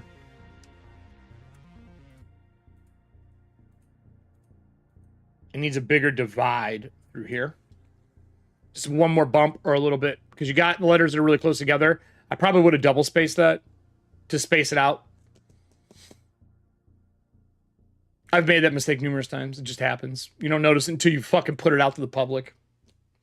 Council recovery. Here's some more art. That's creepy. The abductions. All hail our alien overlords. Motivation vial. I like the motivations. It's super smart. Xeno artifact. This is all their special gear. Nice. Looks like it does a little bit more damage. All energy based. Then they have what is this? Advanced plasma focus. Gear and artifacts. Are these artifacts? Is Berserker Patch in this list? Fuck is this? Xeno artifacts, pre-combine, all enhancers and upgrades. This needed a title box across the top that lets you know what this is. You know what I mean? Like a little something something. Combined Xeno deck. Oh, yeah, more hacking stuff. So this is more like your artifact gears. Because it has Xeno artifacts on the bottom of the page. But like this isn't artifacts though, are they? These are just gear. These are gear. These are artifacts. So I want artifacts at the top of the page. And this maybe says gear down here. Xeno gear. And then this would say Xeno artifacts. Cool. Cool. Mind probe. Gotta have it. Helm. Gauntlet. There's some good stuff. We got vehicles now. There's a lot in this book. He's got some chase rules. I always enjoy that. NPC vehicles. See, now, when I read what this was, I wasn't expecting this to be a setting. I was expecting this to be all ships and salvage gear and cool things to buy, but they gave you a setting. A setting to play. That's not what I expected. Oh, this is like a beast you can ride. I like this. Salvage truck, combined skimmer. Nice. Real clean. They got little things on them that they get. I like that. Then you got your spaceships. Ship destruction. 0 hit points disabled. This is also... All of this, I think, is also in Darkspace. A lot of their ship stuff. So if we look at... Oh, where are you at here? Starfaring. You got ships in combat. A lot of that's in here, right? So weapons. But he had to reprint it because he said, well, he had to make his own or touch up on it. Because he said it's also for Shadowdark. You're not required to use it. And if he's going to have ship stuff in it, he has to have these rules. So I think he reprinted it and touched it up with some of his own stuff, like what the two different groups have. Clean, though. Denizens. Fence. Combine. Battle frame. Barter clan. Okay, so. Hear me out. When you have stuff like this, where you have groups of them, I like when across the top, you put barter, explain barter, and then you put the 2 items below or 3 items below. I know he only has 2 here, and that's probably why he did it. But I'm a big fan of that style layout because it's like, this is demons. This is barter people. This is combine stuff. And you have that broad that fills both columns, and then the two below. That's just something I like because it helps with, it gives you a reading break, I guess is how I would explain it. Gives you a little eyes a break when you're doing the eye line. Because he has a lot of combine stuff, right? Like combine could have got its own page. You got 1, 2, 3, 4, 5, and you could have put a base combine thing down there and then put all the combine stuff below it. Some of these are really cool though. The Flora, like that, pacify thralls, nice. An infiltrator, a side trooper, so like Reticulan could have got its own as well. It gave you a lot of monsters for this, a lot of adversaries for this. Smart. Greyhounds, an elite guard dog trained to sniff out. Oh, that's the Greys. That I'm a fucking idiot. Of course, that's what it is. It's the fucking Greys. The fact I didn't realize that, I'm an idiot. Carousing. What do we got here, boys and girls? Typical night of drinking in a local salvager pub. A full night of outright vice in a barter clan camp. A connoisseur day eating real, non-processed food. Inviting the whole pub to a night of drinking. A week of drugs, booze, and debauchery with existing with new friends. Inviting a whole barter clan for a long week party. 2 weeks of town-wide rave involving all sorts of lawful and unlawful vices. He went deep into the, like, you guys are all druggies. And then your outcomes. What's a bad one? You wake up blearily in your bunk. What's 6? You sober up in a secure CRD facility holding an untested prototype's alarm sound. Oh my god. Beginning of an adventure, everybody. Beginning of an adventure right here. And then the credits, Thane and Derek, editing. So the writing was him. Wait a minute. So they wrote it. Did Menagerie Press pick them up? I'm going to have to talk. I don't know what this is. I'm going to have to ask. Why is Menagerie Press involved? Maybe Menagerie Press hired them to write it? Huh. I wish I had a back cover. I want a back cover. You're missing it. You're missing that sexy back cover, everybody. All right. It's pretty good. This is a lot packed into here. There's a lot packed into here. So, with that, I'm going to set up to record real quick here. If anyone's wondering why I'm wearing a tank top, it's because it is October and it's fucking 82 out. Yeah. Real fun. So let's get a song for the setup.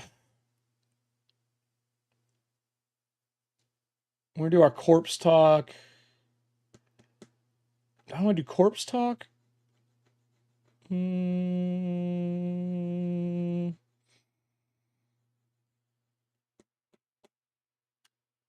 I'm gonna do Welcome to the Horror Show.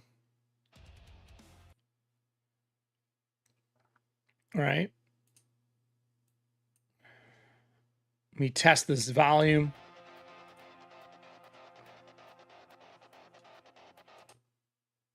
Yeah, but I live in Wisconsin. It shouldn't be like this. You know what I mean? All right, so we're going to have a first look. I'm going to record this. I just need to go to studio mode here. We're going to do our working... I think I can do this one in 10. Yeah, but I shouldn't be in the 90s. I should be in the 80s. It is October. I should be in like 60s right now. We're not even in hoodie weather. I got the fan on high. You know what I mean? So, anyway. Let me quickly change the episode intro.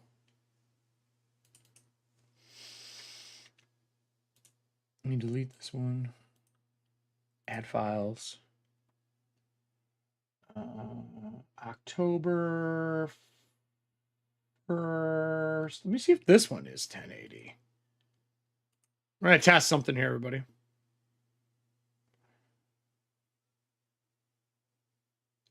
There's 2 videos at play here. I just want to see. Okay, there we go. Let me reorganize them.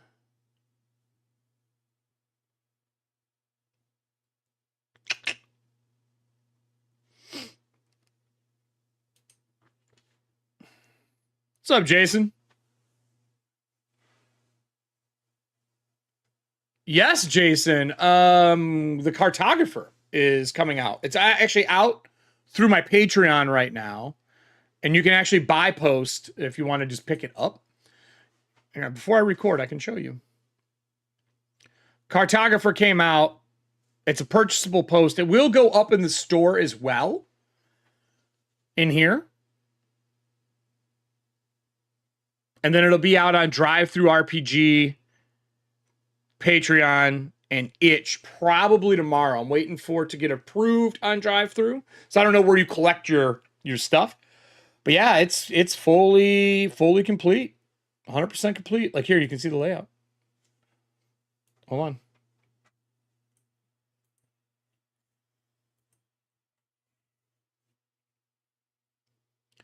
So this brings you the Cartographer,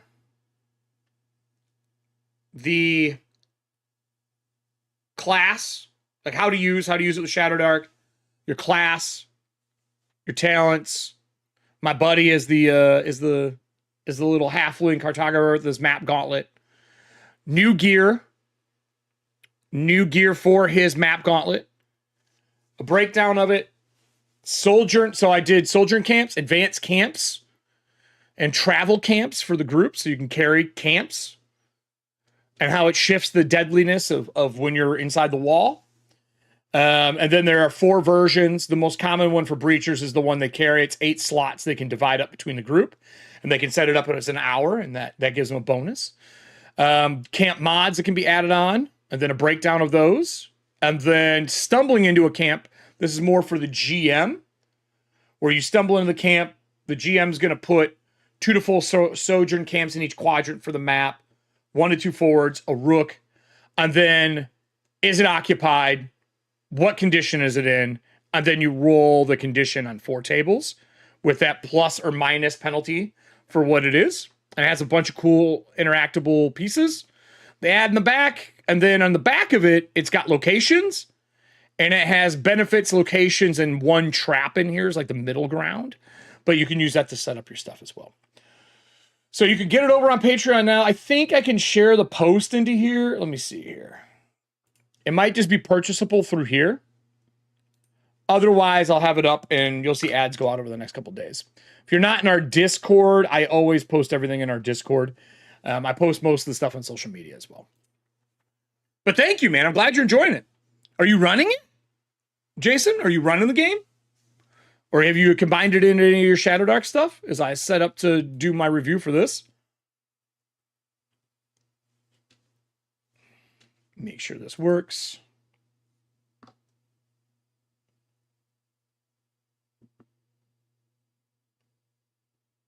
So I'll wait till it flips to the second one is how I'll do it and record, I think. Yep, there we go. All right, cool. So I'm going to start recording. I'm going to let this go through. If you have questions, feel free to ask, man. Let me get the music ready.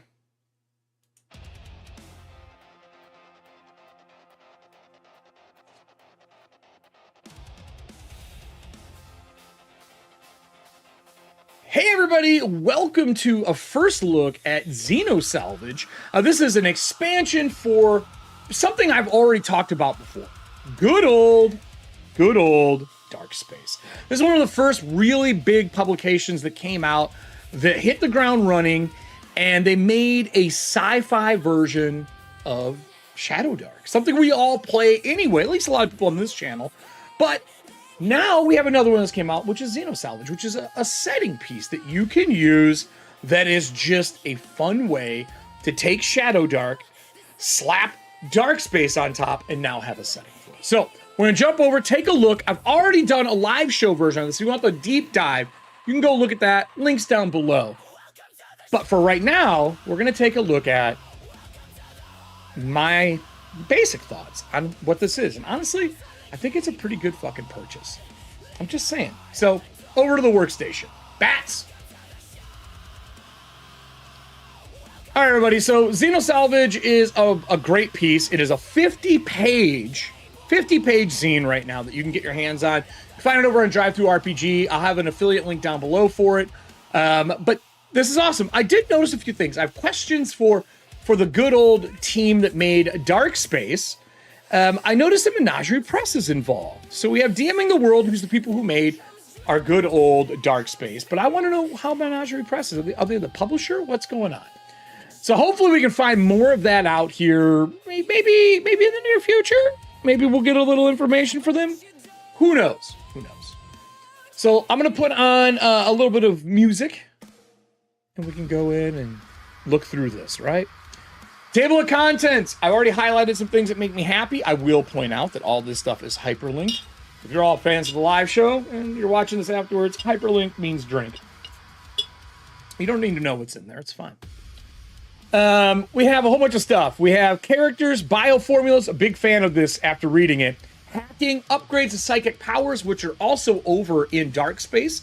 If you're unfamiliar with the Darkspace book, the Triad and how they handle hacking, how they handled psionics, that's all in here. We have gear, starting gear, Terran weapons, explosives, and armor, Xenosalvaging, 0 to 3, we'll get into that as well. Post-Combine, this is going to take you into the actual set piece, like the actual setting, right? And then Xeno artifacts, vehicles, spaceships, denizens, and then, of course, my favorite, carousing. You can't have carousing, then you can't have Shadowdark. So overall, this is a really clean laid out book. Art light for 50 pages, but packed full of things that you can do. The introduction breaks down the compatibility. Obviously, you can go pick up Shadowdark RPG and the Darkspace RPG, and these two spots where they're pimping them. They give you a background timeline, all this in one page. In the characters, they talk about how Shadowdark does characters, how Darkspace does characters, and what the difference are between them, because there are things that are different. For example, Shadowdark uses alignment, while Darkspace uses motivation. Motivation is a concept of 3 again, but it's just, these are what those people are like. This is what this organization is like. It allows you to tag it to really anything and not have to worry about if it's chaotic or lawful, more just, what are they motivated by? They talk about the difference between your backgrounds, your credits, classes versus archetype, and so on. Good breakdown. They even give you 2 sample characters. They give you one that is a Shadowdark character, this one here. They give you another one that's made using Darkspace, just to break it down for you. New backgrounds in here that fit the setting. Propagandist and Roustabout. I see you calling out Roustabout. If you don't know what that is, it's a fun class that was put out with Shadowdark. Bioformulas. The whole concept that I'm getting reading this is that bioscience is a huge part of what's going on, and people make a lot of drugs and potions that are used to do different things. And they've taken the idea of being able to make these with a single chem kit and making these different forms of bonuses in the game. You roll to build them. It takes a group of people. There's a formula cost. But the cool thing is they've added withdrawal. They've added addiction. They've added formula guide to break it down. All the highlights that are on here are talked about during the live shows. If you want a deeper dive, you can find those. But I love that the critical failure and critical successes double or cause problems. I like that there's a withdrawal, that you're almost like a juicer, if anyone knows what those are from good old Battle Lords. Or not Battle Lords, GURPS. Sorry, GURPS. And then formula templates, gold star. Gold star. Very important. I was asking, how does this work? I don't understand. If I had scrolled one more page, I'd have found out. These are the different kind of formulas that they recommend you build and what you can get out of them. I feel like this is how potions should be done in Shadowdark from now on. Where an alchemist can just make them. Just make them! And then you got to kind of pick what you want. So really cool. Hacking is really nice. It's a rig that you get. There's 3 different, I'd say, skills essentially that you're doing, which is access, control, and net. You can upgrade them. What I didn't understand, and a question to the people who made this, is the 0 to 4, I think, can be added 0 to 4 to each one of these to give you bonuses. And they cost 1,000 credits per increase, up to a +4. So I think you can do it for all three, but I'm not 100% sure on that. And then there's hacking actions that you can do, and they break down hacking, network intrusion, the persona, what you look like while you're in there. They even talk about hacking dice rolls and doing damages if it's needed without a program, or what you can do with them. And with a difficulty, like I want to do a D10 damage, well, that's a difficulty 10, or sorry, difficulty 18 to get a D10. Ice and daemons are still in there. Programs and malware. You have your programs and malware here. I do wish that this was divided into 2 sheets, or 2 different colors, or 2 different indicators, so you knew what was ice, like what was malware and what was programs. If you read them, you can find them, right? It has any things in here. And I think these are just things that you can do if you are a hacker, which is cool. And your rig is a hodgepodge thing put together from like Xeno salvage, or from Terran leftover computer parts. So you kind of build your rig, which I think that's got a really good vibe when we're talking about salvaging everything. They even put a network generator in here. Now, we talk about this network generator. It is robust, like to give you visuals and the different things that are on there. I can explain this in a really quick way. We tested it on the live show, but basically you're rolling a D4. That gives you the size, and that gives you the D4s that you're going to roll afterwards. If you're a Magic Missile fan, this is for you. You're going to need a lot of D4s or something digital. So for a small room, we rolled a 7, and with that 7, you roll 7 D4, and each one, it determines what type of, like, how many dice you should be rolling. And then you get your environs, your quirks, and your features and your dangers. So right here, you can see D4 determine how many details it has, and then D4s to determine what type of details those are. Once you do that, you go down to this table, and you have network nodes. It's a D20 table where you can put these together, because it could be an ether stream digital structure that has a cloaked directory with a rogue protocol. That's an adventure in itself, right? Right? Right here, I have a box, and I would want the die 1, 2, 3, 4 next to them, but just so you know, environs is 1, quirks is 2, features, and so on. Later on, and that they did do that, and I'm hoping to come back and add it in, but hey, you can figure it out on your own. It's not hard. They've updated psychic powers. The triads come in Darkspace, but they put it here so you understand how it works. And on top of that, they've added some cool feats, right? Some really cool things you can add are abilities, like force field creation, pyrokinesis, and so on. And your triad is called a triad because it's divided between the body, the mind, and the soul. And that's how they're handling the powers that are under them, not feats, but powers. Starting gear, there's 2 sections for starting gear. There's regular starting gear, and then there's gear for Xeno stuff later on, which we'll get into. They added a salvager kit, so you got that kit that you need to go out and do your job, right, as a rookie salvager. And then they have the different gear. Anything with an asterisk, they now have an energy cell roll, which is cool. On a 1, it depletes, it's exhausted, and you need to take an action to swap the battery. Very similar to things we've seen in Cypher System and other systems with depletion mechanics. I like that a lot. It's been around before Cypher, but that's the most prominent to use it right now. And it's a great way to handle energy without sitting and ticking and tracking. You know what I mean? It's sci-fi. I don't want to do that shit. Phasers just work. And then terrain gear descriptions. They have a breakdown of all your gear.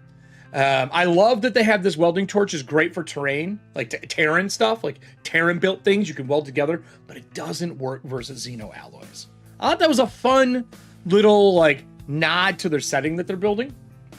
You got your different weapons. All the descriptions again. Concealable, like the pocket pistol is easy to conceal and so on. And then they have explosives, because obviously we're a salvager, you gotta blow shit up. You have to. I do love this. I think this is a really good add-on, the 1U, it's single use. I think that is something that has been missing as a property for things in Shadowdark, and I may adopt that. I think that's a really good thing. New armor for you for the set piece, and then you have Xeno salvaging, which is what the game is about. You get a contact, you go to a location, you're scrapping. They talk about how denizens and NPCs have a 50% chance of also having salvage. And they treat it like treasure tables, right? So when you scroll down, there's Xeno salvage. From a packet of gum with a cartoon on the back for 1 credit. Smart to have the credits built in. all the way down to some wild stuff like a panel from a crashed surveillance satellite with an old Earth government logo. And these are salvage pieces you can pull. Down here, you can see my highlighted, the environs, the quirks, the features, and the dangers, where they put the 1, 2, 3, and 4. The reason they did that is when you're getting ready to roll your site up, you then can roll what the site is. So you can end up with an environment that's a quarantine zone with a flickering hologram, a low frequency hum, and you have a radiation hotspot there. And right there, you get this nice little set piece of how to run a salvage adventure, a Xeno salvage. I love this stuff. I did the same thing when I made Breachers with my themes, and I feel like this does a really good job of giving you a quick build for doing salvage operations. Good job. Good job, team. Now we get into the setting piece. I'm not going to read this off, but the post-Combine Terra, and they're dealing with the Greys, reticulans, I think is how it's pronounced. And they have a great breakdown over a couple pages of taking the setting and making it your own. And what is different about this than just running regular Darkspace? Like, there's obviously a difference, or they wouldn't have made the book. So you scroll through all this, and we get into the Terran factions. Different factions here for you. The Union, the Barter Clans, the Council for Recovery and Development, Zeta's Chosen, you know, the crazy people. And then the Xeno artifacts as well. This part, we get into new things that are added because of Xeno technology. A lot of this is going to be your energy, your plasma pistols, your plasma rifles, your new armor, a shield. And then we have artifacts in the next section, which are like magic items in Shadowdark. But you get anti-grav disc, a new Xeno deck, which is their version of, instead of just cobbling together your deck for hacking, there are Xeno decks as well. They even have the stats rules, right? Tons of stuff in here. The mind probe, you have to have it. I'm sure there's a butt probe somewhere. I just didn't look that hard. And then through these, we also have vehicles. Because it is space, they talk about it. They even bring in the stats and the chases that we would have seen again in Darkspace, but so you kind of have it in one spot for this setting. Bunch of NPC vehicles. They all kind of have a special ability like tracking or better cargo hold, or if you're the Combine Skinner, the ability to turn invisible for 3 rounds to get away. Spaceships, part of the game. It's in here. They're ready to go. I have not ran the ship combat for this game. I'm hoping it's clean, but the stat blocks look like monster stat blocks. The stats are a little different, but nothing crazy. They talk about the different drives and systems that are on board of your ship. And then we get into denizens. This is all your monsters. There's a good amount of things in here to make this setting feel complete. I think that this was a necessary thing, and I'm glad they took the time to go through and give us a bunch of denizens to play with.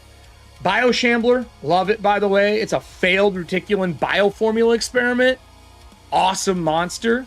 And just so you know, yes, it engulfs people. The Blob, anybody?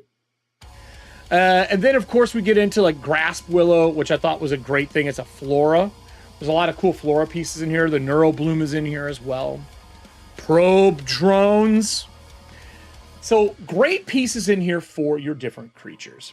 This is the part that I thought was really fun. When you're dealing with Terrans, trying to hunt down the Greys and people. And right now, I am finishing up the season for Resident Alien, and the Greys are in it. So having a hound, a greyhound, as they call it, to sniff out reticulans everywhere, or the Greys, awesome. Awesome little thing to do. And then carousing. And since this beginning part taught us about bioformulas and drugs, and how the drugs work, and that you can get addicted, and then when you hit a certain level, your character has to retire with those rules, they have a carousing event. So you want those bonus experiences, that's awesome. But you spend your credits, and then we get into this table. And the only thing I would add as a GM when I'm doing this is, yes, you get the experience, you get the good things, but I may add to your drug-infused table of how close you are to expending yourself. And this is a nice 14 plus, like every other one. Credits here to Thane and to Derek. I love this. I do have questions. I need to have you guys back on, obviously.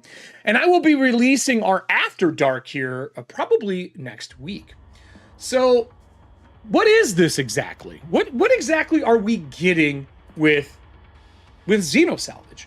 Well, you're getting a setting, but you're getting a bunch of rules for Shadowdark and Darkspace that let you expand upon the idea of playing sci-fi with the system you love. We've seen this done for generations of gaming, where, you know, a D&D version came out and we get a sci-fi version afterwards, and Shadowdark is getting that out of the gate. This is really clean. There's a lot here. The price tag is well worth it. It's not something that's going to break the bank for you. I have affiliate links down below for this if you want to pick one up and help support the channel. And then give a shout out to the guys. Go talk to the people over in the Shadowdark Discord. They have their own little forum area there where they talk about Darkspace all the time. That's it from me for this recording. But before I go, like always, we have to thank our Patreon members for what is going on today. I can't do this without all of my Patreon members. So, thank you guys.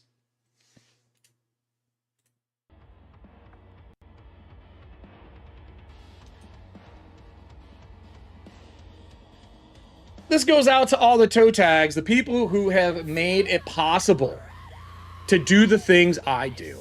Thank you so much. Just today, as of dropping of this video on Patreon, October 1st, the Cartographer and Advanced Camps have come out for Breachers.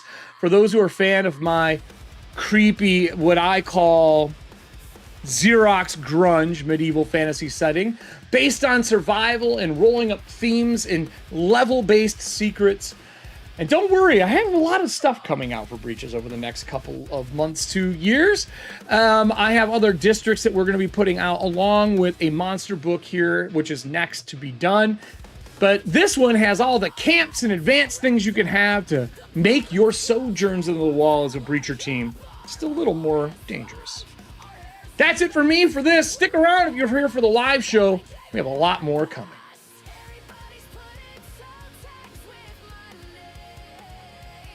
So let me stop recording.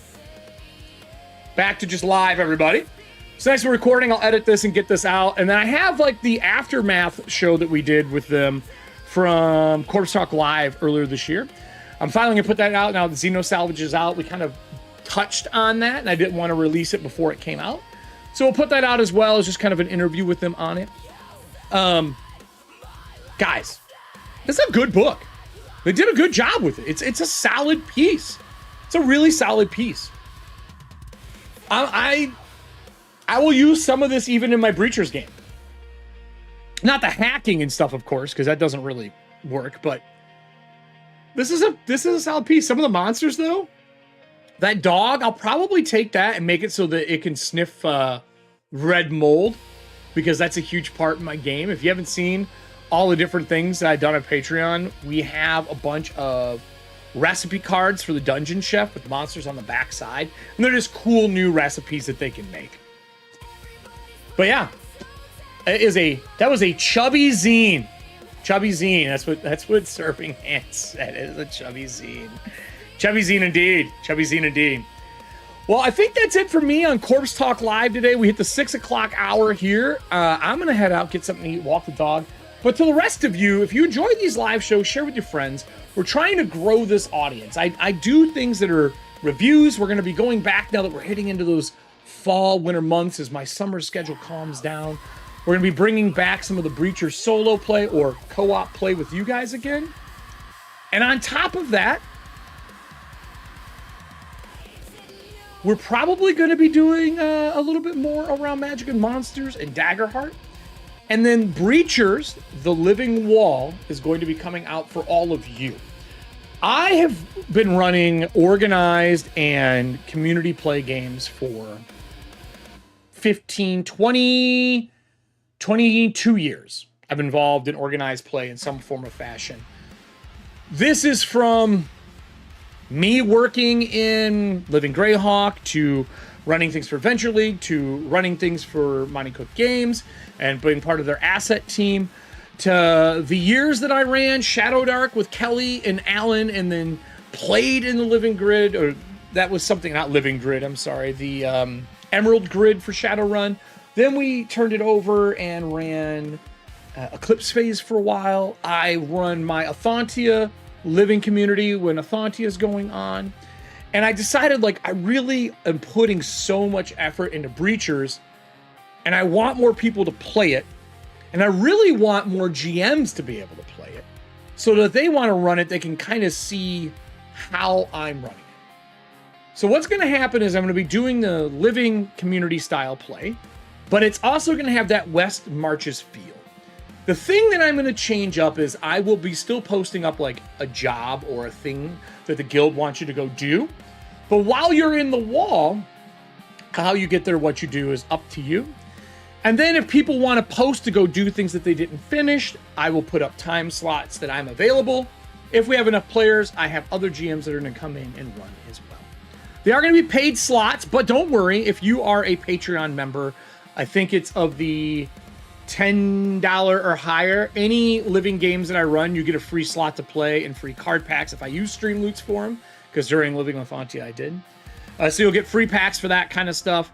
And then also, if you are a YouTube member and you are subscribing at that level 10 or higher, you also will get one free game a month. So the goal here is to get enough people playing. I'll check off the ones that are in that margin piece until we get too high, because I can't offer it free for everybody. But right now, those, I think I'm going to do up to 10 of the $10 subscription people will get free games. And my goal is to run one a week for Breachers to really kind of get things going. And as long as there's 3 players, you'll see it happen. I'm going to be using the West Marches app that came out. I really am enjoying how it works. It bakes into Discord really well, and it'll allow us to get some games going. And people can play games, and it's a really easy game to play digitally. But yeah, that's it for me, everybody. Have a great October 1st. Spooky season is upon us. Magic and Monsters will not be starting next Monday, but the Monday after. But expect to see me more over these weeks with some more Ryzen designs and probably a few corpse talks, maybe some headless knights as we get ready for our interview fall season for corpse talk. That's it for me, everybody. Stay fucking rotten.